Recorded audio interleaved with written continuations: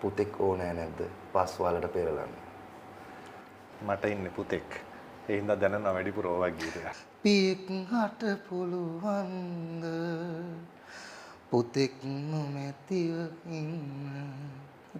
ඒක තාම පටිගත කළේ නැද්ද? නෑ අයියේ නෑ. පද රචනය කවුද? දියතලා උපාලිනන්ද සිරි කියලා මේක ටිකක් අති සංවේදී වචන ටිකක්. මේකේ මෙලඩි එක අපි වෙනස් කරා. ඒ මොකද මම කැමති නෑ. මමත් නෙමෙයි අපේ ශිවන්තත් කැමති නෑ. පොරට වැඩ කරන්න. අපිට මේක ඉුවේ දුවෙක් ඉන්න ඕන මෙලඩි එකටම ලියලානේ.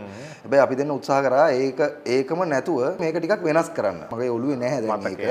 ඒ නිසා මම දුවෙක් ඉන්න ඕන එකටම මේක කියන්න. පොඩි කාලක් සුලැඟිල්ලෙක් එල්ලිලා සිඟිති පා ඔසවන්න කරට අරගෙන නොදුටු ලෝකයම පෙන්නන්න අත් වැටක් වීදිනෙක සිරිපතුල වන්දන්න පියෙක් හට පුළුවන්ද පුතෙක් නොමැතිව ඉන්න.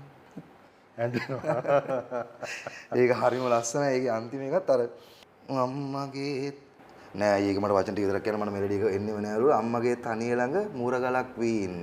මානුමැති අඩුව මැද ඇගේ හිත සනසන්න. මල හිරුද බසින කල මේ ලොවෙන් සමුගන්න. පුතෙක් ඕනෑ නැද්ද පස් වලට පෙරලන්න.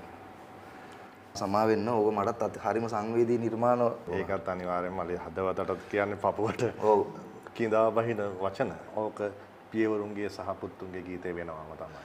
අත් වැටක් වීදිනෙක සිරිපතුල වන්දන්න පියෙක් හට පුළුවන්ද පුතෙක් නොමැතිව ඉන්න.